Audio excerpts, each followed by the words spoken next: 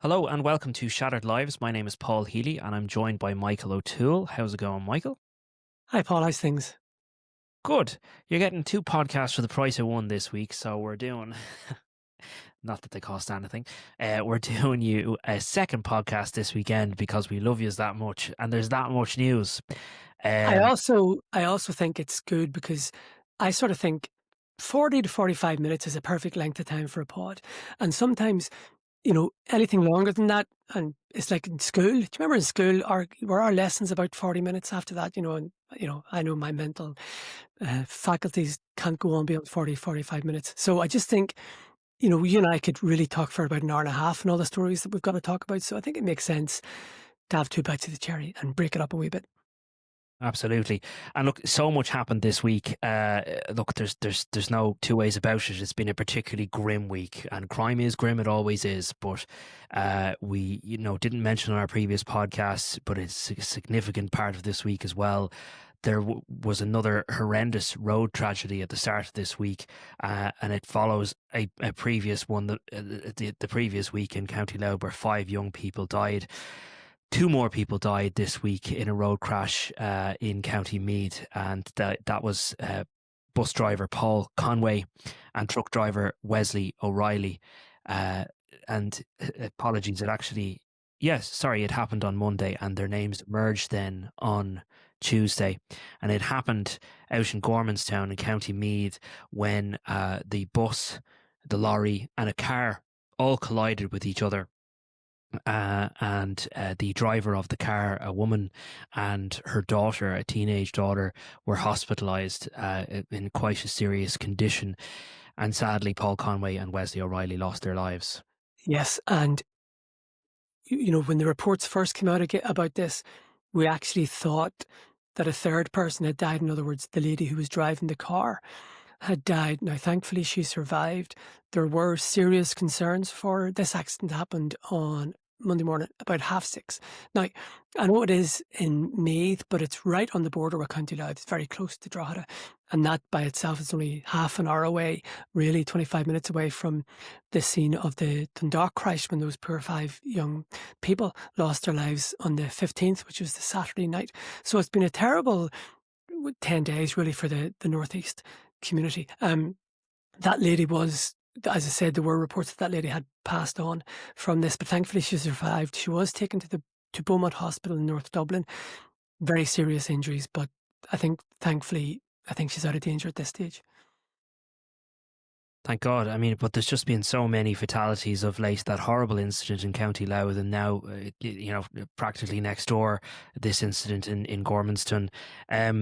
Both drivers quite well known and well regarded. Obviously, Paul Conway was a bus errand driver. He was based out of the Drogheda depot, I'm told, and was well liked and well loved. A father to 7 children, I believe, and well known in the Talonstown area of County Louth. Am I right, Talonstown? Palestine is loud, yeah. And then you learned a little bit about Wesley O'Reilly. Yes, Mr. O'Reilly was living in a place called Lochshinny, which we said the Skerries area. I think it's about 3 kilometres outside Skerries in North County Dublin. Now, um, we essentially learned that he was actually from Finglas and had moved out of Finglas. I think in the last couple of years, he hadn't grown up in Lochshinny. He was from Finglas, and he was from quite a well-known and quite a well-respected extended family in the Finglas area. But he did move to Lochshinny. He was heavily involved in hunting and shooting, so he loved the countryside. And he moved out to Lochshinny, and he joined, I think he got this job. He was a driver for a company. I don't think he would have been there too long, certainly not there a couple of years. I think maybe less than a year. So he'd started a new life basically out in the country, and I know somebody in the Lochshinny area who would have done a bit of work for him. He's a lovely man, like all these other victims. I always say this, Paul, you can contextualize murders a certain way. You can go, okay, this happened because of this. But it's very hard to contextualize road crashes because 5 seconds either side and people would have survived. And I always found it was really difficult to come to terms with. And look, these people were literally in the wrong place at the wrong time. The 5 poor young people in Dundalk, they sat 10 days, 8 days beforehand. And these 2 men, you're talking seconds. The difference between life and death. And they're horrible incidents. They're horrible incidents to cover. They're horrible incidents to hear about. And these two men, they went out to work and they didn't come home. That's the reality of it. And it's just so brutal. And there's no rhyme or reason to it. We don't know, exactly the circumstances that caused this accident. And no matter what the circumstances may be, no one deserved, what happened to them. And I think just in general, I wanted to talk about this with you. Anecdotally, it seems as though this is happening more. Although we've just looked at the statistics a minute ago, and we're following a trend. Really, I think we're 7 ahead of last year. But even still, it's there's in excess of 150 people who die on our roads every year. And, it's hard to really comprehend this. Nobody sets out to be involved in an accident. None of the drivers in either of those two fatal accidents. And the reality is, Paul, you and I are recording this at 10 to 5 on Thursday. It's very likely that this is probably going to go out at the weekend, that there will have been at least one more fatality between us recording this and this pod coming out. It's grim. It's unrelenting. There have been 164 deaths up until Thursday evening on the roads. There were, it's 7 more than this time last year. But even that, okay, guards do try to clamp down on the number of road crashes, but say they bring it down to 140, that's still 140 people whose loved ones are devastated for years and decades and years to come. It's just really horrendous. I'm not talking about these accidents, and I want to stress that, but have you noticed driving seems to have disimproved a lot? You and I are on the road a lot. And I want to stress when I talk about these accidents, I just see bad driving all the time. Yeah, look, it seems like everybody these days is in a rush to get somewhere, and there has to be a conversation had about at a government level about what is going on here, because seriously, there is a lot of dangerous driving going on. Every single time that I get in the car, almost every day, there is an incident from minor to major, and I literally have had scrapes where it could have gotten quite serious, only for vigilance, really. And I wouldn't say I'm the greatest driver in the world, but I'm kind of hyper aware of what's going on around me because I drive quite a bit. But and again, this is not talking about the recent incidents, but there does seem to be an awful lot of people out there in a rush to get to somewhere, and they just don't care about the circumstances necessarily around them. People don't think, and then there's an awful lot of people on their phones too. And I can be guilty of this. We're all guilty of it. We can't put the phone down for 5 minutes. When you're driving a car, you have the ability to kill yourself and someone else in an instant, and people don't realize that. And look, all I will say is, and I won't get too into it because that would be unfair, but it's only until you yourself have lost someone in those circumstances that I definitely have a different perspective on it now than I did before it happened.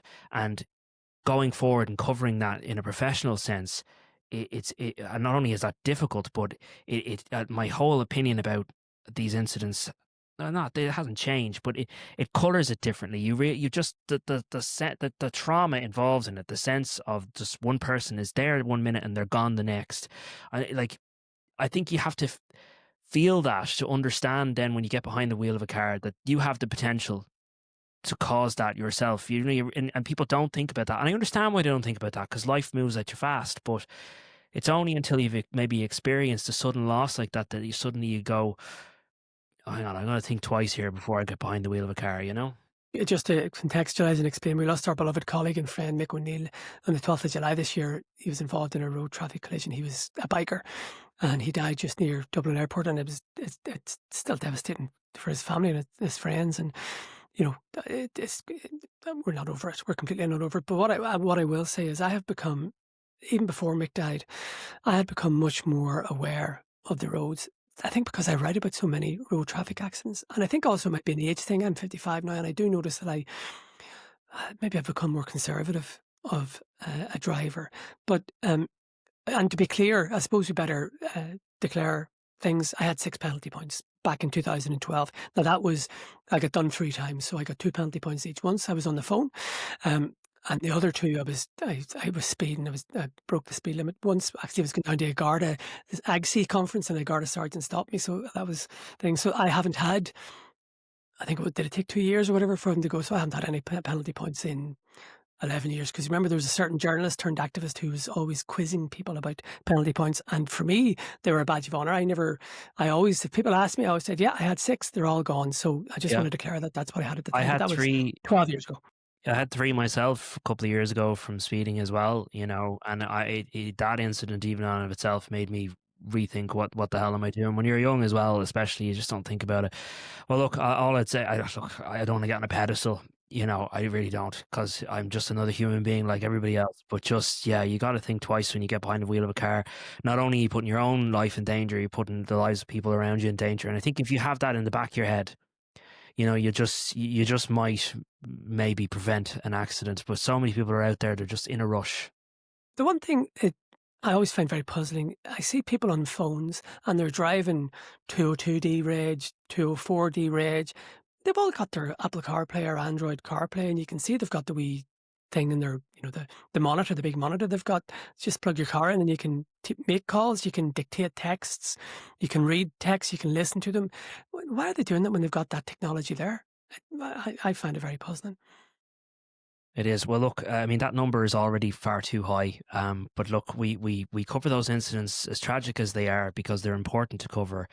And you have to say the person's name and put their face out there, because you have to remember they're more than just a statistic. They're human beings, and those stories are so hard to cover, and they feel intrusive and invasive. But you have to remind people at the end of the day, these are human beings, and in a way, maybe it makes somebody think twice. But anyway, we shall Right, move let's on. talk about Gerry Hutch.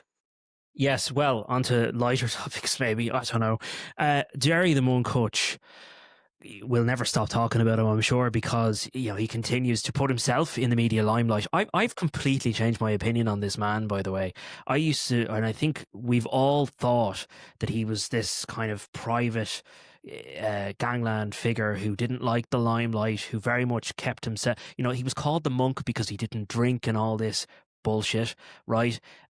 He absolutely loves media attention, and he's right now, or the people behind him are putting out social media posts to promote the possibility that maybe he might run in this by-election. And I don't know, I just find it all a bit pathetic, to be honest. Can we just explain that Pascal Donohoe in Dublin North Central has, of course, resigned from the government, and I think he has resigned his seat already. So there's going to be a by-election, probably the same day that there will be one out west for Antuchtron, Catherine Connolly's seat. So there's going to be 2 in one day. So people will know that he came very close. Gerry Hutch came very close to taking that 5th seat in the Dublin North Central general election. I think it was the candidate from Labour got it in the end. Marie Sherlock, yeah. Marie Sherlock. Now, in the end, I think it was quite comfortable, but for several hours on the Saturday and the Sunday, people were going, Gerry Hutch is going to get this. So there have been some media stories. I know that when Pascal Donohoe's retirement was announced, people like Barry White from News Talk tweeted, does this mean Gerry Hutch is going to stand? And there is a head of steam building up that it does seem that he is going to stand. But we wanted to talk about this because you spoke to former Taoiseach Leo Varadkar, who has very strong views and analysis on Mr. Hutch's chances. Yeah, well, I mean, I was chancing my arm trying to get anybody who might talk about this, and I did send a text to the former Taoiseach Leo Varadkar, who surprised me by actually answering and giving his view on this. And Leo said it's a free country, he can run if he wants to, but he said, I can't see him winning. He came 5th last time when there were 4 seats available, and in a by-election there's only 1. And I suppose the quote that really kind of made the headline, he said, it's a lot easier to be a successful criminal than a successful candidate. Now, I don't know what a tracker mortgage is, so somebody will have to explain the complexities of local elections to me. But so basically the school of thought would be, look, there's 1 seat, he wasn't very transfer friendly, and maybe if, 12,000 people vote, how many people are going to give him their first preference compared to Sinn Féin will obviously be standing as in Mary Lou McDonald's constituency. I can imagine that there would be several candidates going for this. So how well will Mr. Hutch do when there's 1 seat to get? look, time will tell, and if he's putting himself up for election, he can expect to be criticised and to be grilled and to be probed a lot further. Does he want to do that? Time will tell. I'm quite wary and skeptical of these social media posts in particular, which I don't know who is behind them. I doubt that he is personally putting them up, but certainly he's sanctioning them. He's allowing them to happen. Look, let's talk about this, right? And I'm going to get abuse for this, but I'm just going to point out the facts, and then you can take it whatever way. If you want to vote for Gerry Hutch or you're supportive of Gerry Hutch, by all means, be my guest.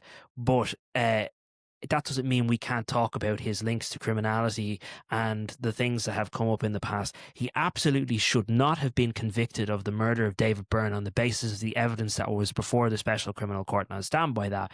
I covered every day that case. And yes, there was no evidence to convict Gerry Hutch of murder. There was nothing to prove that he was the gunman or that he was ever present in the Regency. I would just preface with that. And you did call it. You did say he was going to get acquitted. I will just preface with that, but listen, we weren't all born yesterday, okay? This is an individual who has an enormous amount of wealth, who lives over in Spain and has properties connected to him, is currently the subject of an investigation by Spanish police and Gardai, and is now subject to an €800,000 tax bill, from the Criminal Assets Bureau from the years 2006, 2010, I believe, of unpaid tax. And that's €800,000. So they have determined, and remember, they're the Criminal Assets Bureau. It's not revenue coming after them. So just take all those factors into consideration, okay? You might say, leave Gerry alone. Look, again, you're entitled to that opinion. He absolutely should not have been convicted of the murder of David Byrne, and he rightfully walked out of the court. But this is an individual who there's still a lot of questions around where does his money come from. I'll come back to this, but look, what's your take on all of that? Well, Neil Ring, back in November or October last year, I remember ringing Neil Ring, the former Lord Mayor. You may have spoken to him about this, did you? Yes. And he said, look what Leo Varadkar said. This is democracy. In fact, I think he was encouraging Gerry Hutch to say, look, it's your democratic right. Mm-hmm. I would agree with that, right? And what you're saying, I absolutely know what you're saying. Mr. Hutch is entitled to stand for the Dáil, but journalists are entitled to ask him the hard questions, like Paul Reynolds did at the count when he called him, what was the dance sting or something? Do you remember? Yes, the dying sting of a wasp or something. Yeah. I always laugh at that because you can see he's nice and calm, and then he recognises Reynolds, and it's just like, oh, but Paul did his job. Fair play. Well, so he's entitled to go for it, and we're entitled to ask him questions. Hard questions. Paul asked him an important question, which is one that he has not answered. And again, people go, "Oh, why are you asking these questions?" Well, there's a legitimate reason to ask them the question. Okay, Paul Reynolds of RT News was asking Gerry Hutch about the fact that the Special Criminal Court, Justice Tara Burns, found on the basis of the evidence in the case that Gerry Hutch was in control of the very weapons that were used in the Regency Hotel shooting on and around March 7th, 2016, after the shooting happened. And we know from the evidence that Gerry Hutch was allegedly, according to the evidence, facilitating the movement and transfer of those weapons as a present, as it was put on the famous tape between him and Jonathan Dowdall going up north, to dissident Republicans. And the allegation, at least on Hutch's end of things, was that he was trying to bring an end to the Kinahan-Hutch feud, and that he was also trying to move these weapons. That's the allegation. He hasn't answered the question one way or the other, but the Special Criminal Court found that it was, in all likelihood, on the basis of the evidence, he was in control of those firearms after the murder. But importantly, he was not before that court on that charge. He wasn't accused of possession of firearms, and he never will be, probably. But, so Paul Reynolds asked him that question, and that's the response that he got. I will say, absolutely to the credit of Crime World, who interviewed Gerry Hutch, it's not as though they didn't ask that question. It was brought up. So I believe Noel Donald asked him about it, where he said that Justice Tara Burns had found that he was in possession of the weapons, and Gerry Hutch said, well, whatever. That's the only response we have to that question. And I think Gerry Hutch can expect to be asked that question and many more if he does legitimately run in this by-election next year. But it's important that he has the right to do it. And I don't do my views, but I would agree with Neil Ring. It's important that if he wants to stand, that it's a democracy and he can stand, but at the same time, it's a democracy and he can be asked the hard questions. Absolutely, and by the way, I'm basing my views on fact here. I am simply stating, like, if you're going to vote for somebody like this, you have to take these into consideration. He absolutely has the right to run, by the way. But if you are elected a TD in Dail, you have to be tax compliant. So that's going to be something that someone who has an unpaid tax bill of €800,000 is going to have to take into consideration as well. Yeah, and also our colleague Gerard Cousins, a freelance journalist in Spain, had a good story. I think it was last week, in the wake of reports that Mr. Hutch was going. Basically, you mentioned the cab demand, but as you also mentioned, there's an ongoing and parallel investigation by Spanish police. And that investigation, Gerard Cousins said, is very close to being decided, as in it's in weeks away. So that might be a headache for him as well, whatever way the Spanish magistrates decide to progress that. And again, that investigation is an investigation into alleged money laundering, of which 9 people were arrested, and Gerry Hutch was alleged to be the leader, the ringleader behind this alleged money laundering operation. And in the course of being arrested for that last year, he went to Tahiti jail in Lanzarote, and he was released on bail after he paid over €100,000 in order to be free to come back to Ireland and run in the general election. Again, he had €100,000 to hand, but didn't the judge say that one of the reasons why he was releasing him was because he wanted to stand for the Dáil? yes, incredibly, they allowed him to be released on the basis of the fact that, and give him his passport and come back to Ireland on the basis of the fact that he had announced his intention to run in the general election. It's mad how the timing of all this, because he's now facing this cab bill, and he's facing potentially, as you said, the end of this investigation where he may be charged or not charged, and then at the same time he might be running for election yet again. It's extraordinary. I presume he'll just ignore the hard questions and just do the social media stuff and go up polls and all that sort of stuff again. What happened last time in terms of, look, we got criticised, the media, because we gave Gerry Hutch an awful lot of media attention. We were told that, we rightly or wrongly, people accuse us that. Other politicians accuse us that. They said he got way too much media attention and he didn't even go out and well, he did canvass a little bit, but very little. But most of his campaign was ran on social media, and it seems as though he's already drumming up social media. Look, these are all questions he's going to have to be asked, whether that's chasing him down the street asking him those questions, or whether he'd actually agree to do an interview. And you and I, of course, we'd love to interview Gerard. If you want to come on, we've absolutely said we would. And look, you can answer those questions however way you want, but you're going to have to be asked them if you're going to run for election. That's all I'd say. He will be asked them. I don't think he'll be overly interested in answering them. I think the reaction to Paul Reynolds' questions is an indicator of that, of how it's going to go this time. But I would bet he'll just do I'll ignore all that and just do You'll just be called a propagandist and an agent of the state, and it'll be moved on from there. Is that acceptable? Would you accept that from any other candidate? That's all. That's the only question I would ask. And if he is elected to Dáil, that's rightfully so. We live in a democracy. I'm not saying that he shouldn't be allowed to run. I'm just merely pointing out the facts as they are. And nonetheless, there are going to be people in the comments, no doubt, who are going to give out to me for that. But look, that's so. It's Healy Hack, Healy. Anyway, but speaking on the subject of Gerry Hutch, obviously we can't talk about Hutch without Kinahan, because there are also developments in relation to the Kinahans, and I thought this was really fascinating.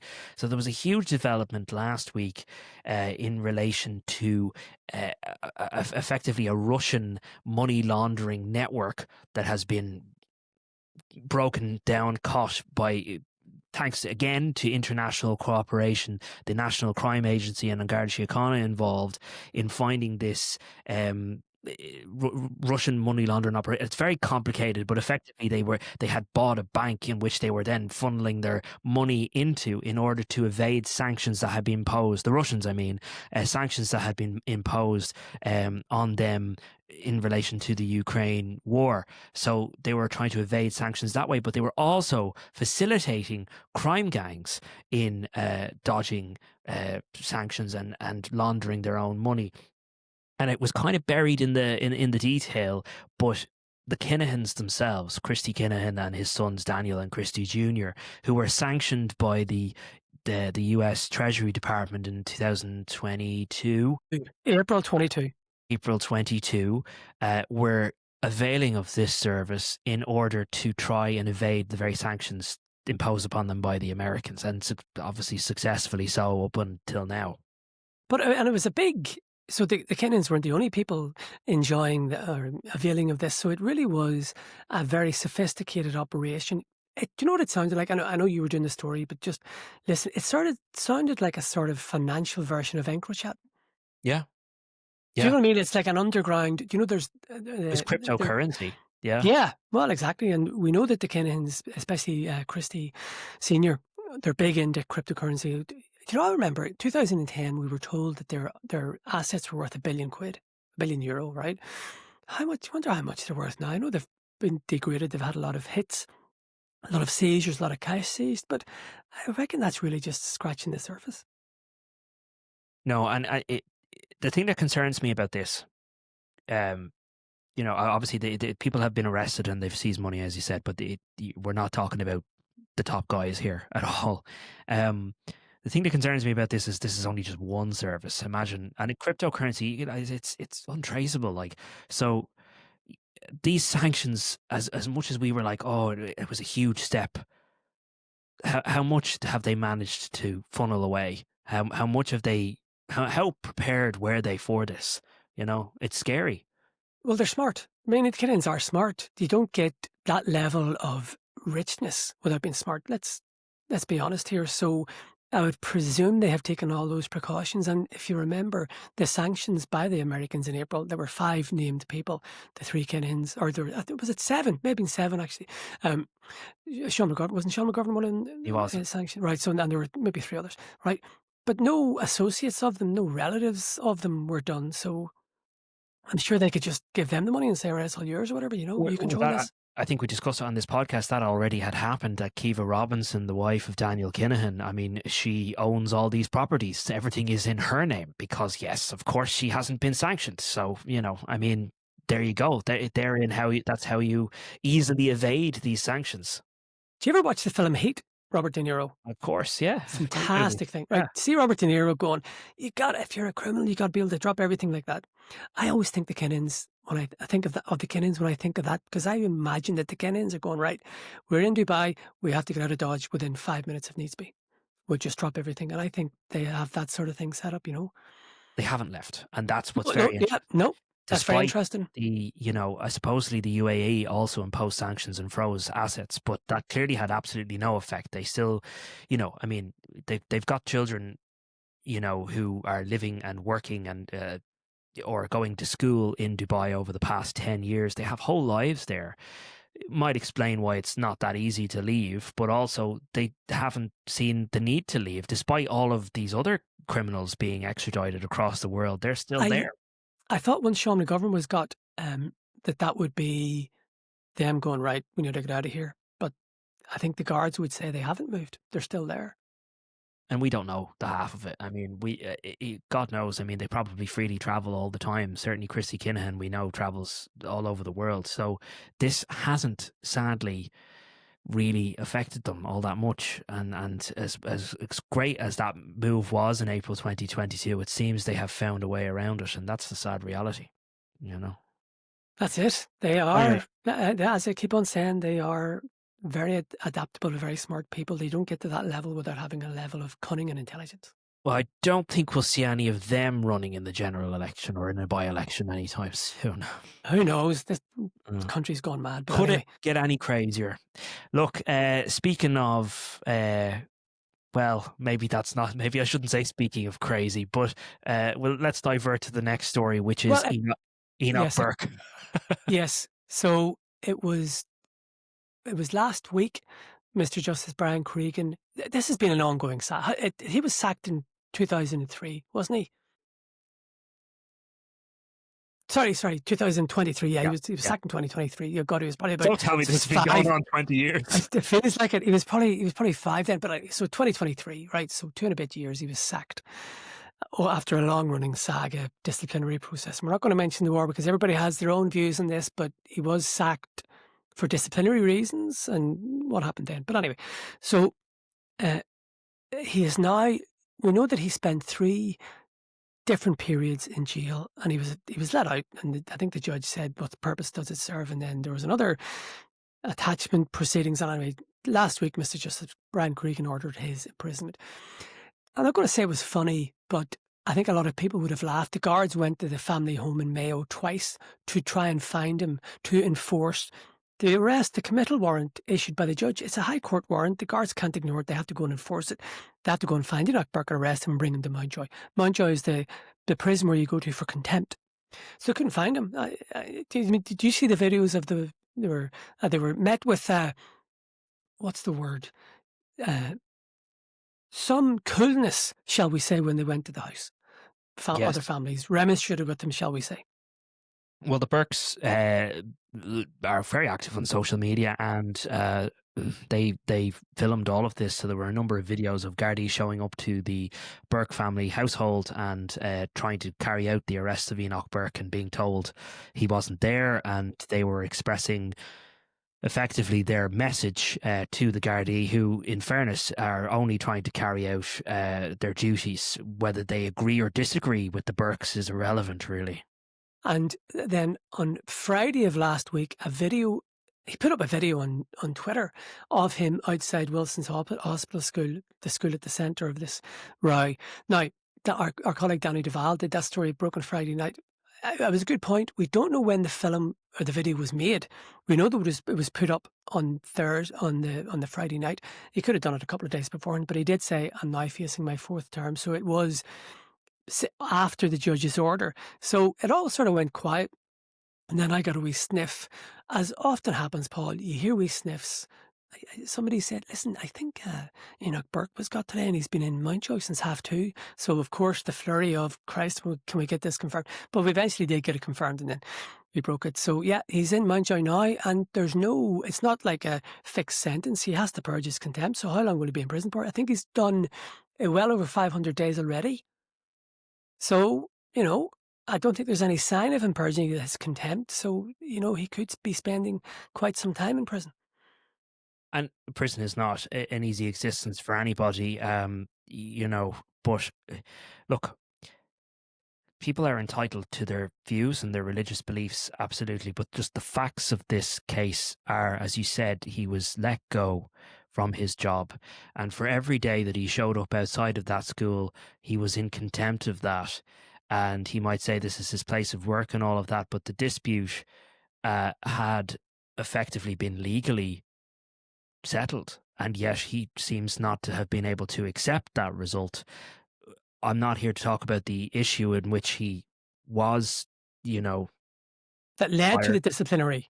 But look, we have laws in this country, and you either follow them or you don't. And the only thing that I worry about, is that the justice system.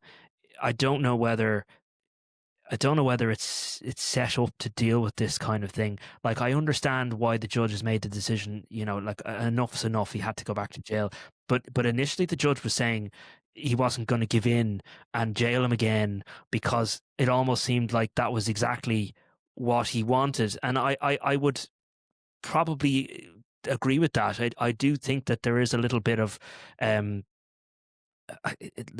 they have a message to sell, and to a certain extent, they obviously don't mind breaking the rule. I mean, he must have known that the outcome of this would be that he would go back to prison again, and there seems to have been an effort to allow that to happen again, to help spread their message. Perhaps maybe that's the reasoning behind it, and there's a huge following behind the Burkes. I do think, and I know you don't. I know you're not saying the opposite of this, but I do think whether people agree with him or not, he is certainly a man of conviction.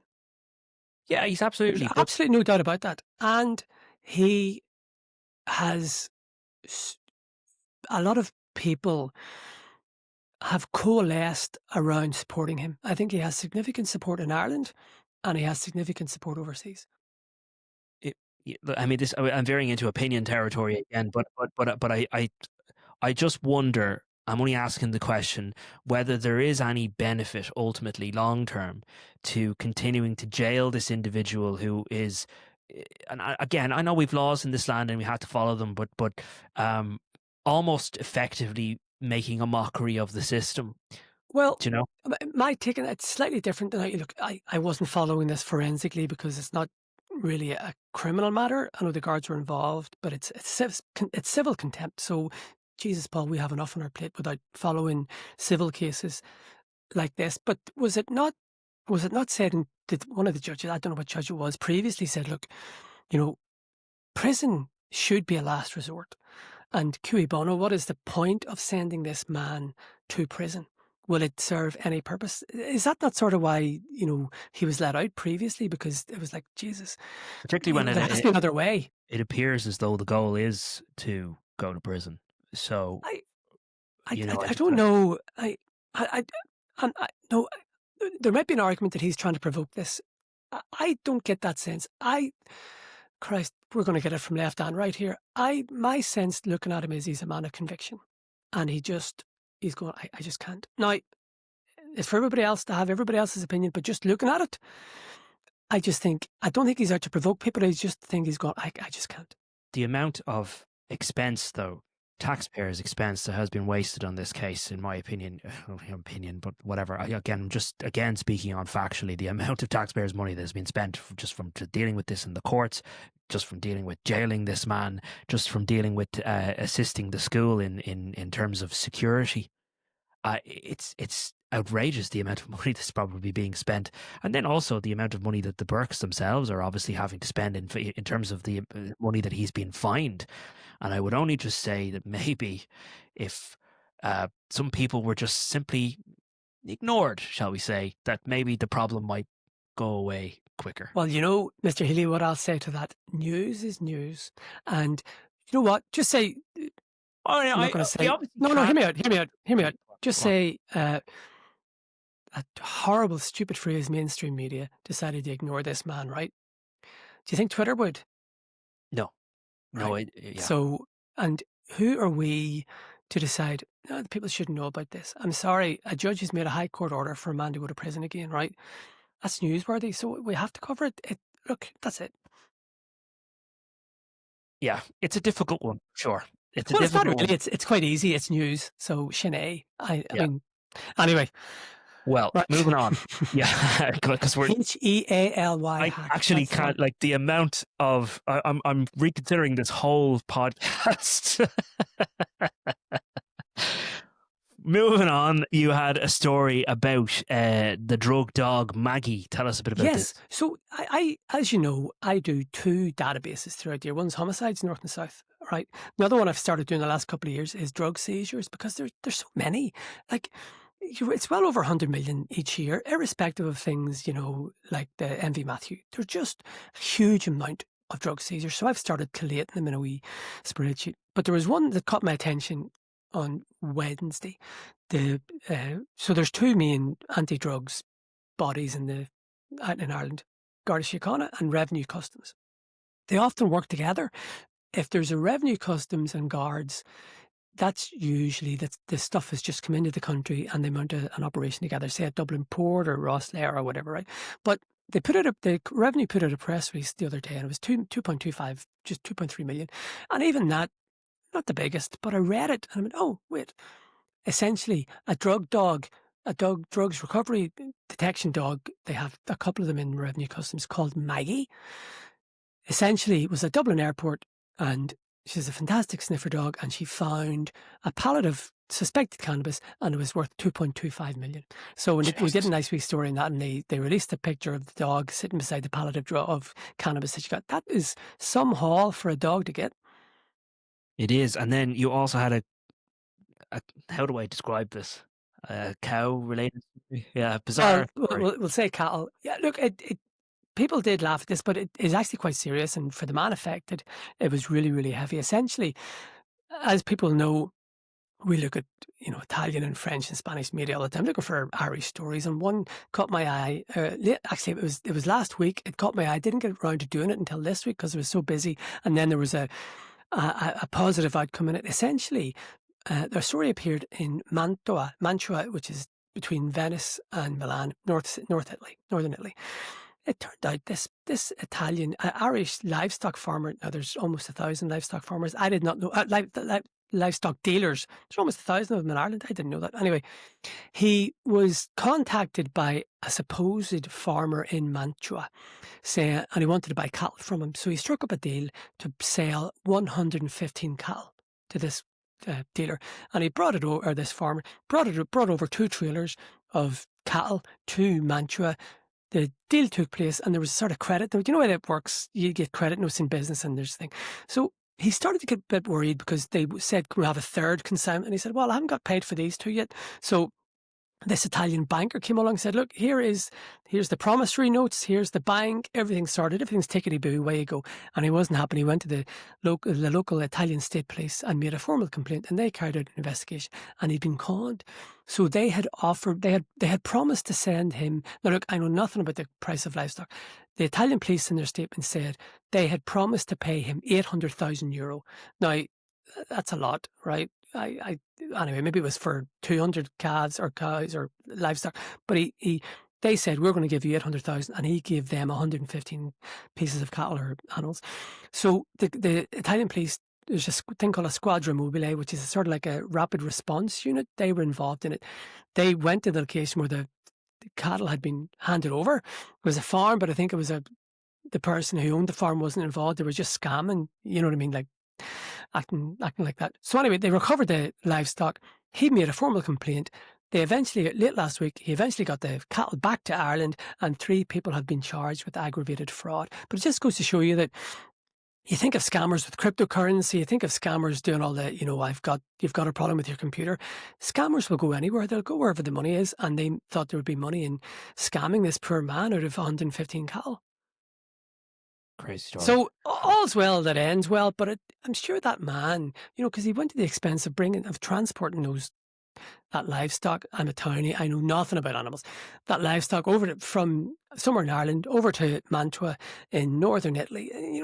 That would have been a real expensive outlay, and then to have, the promised money just disappear. He must have been distraught. But look, it ended well, and they are charged. But look, it's a lesson for everybody that scammers are everywhere. They really are. Mental story. Well, listen, we'll leave it there. Yes. Thanks, everybody, for listening to us. And we'll be back to you next week. All right. Thanks, everybody. Thank you.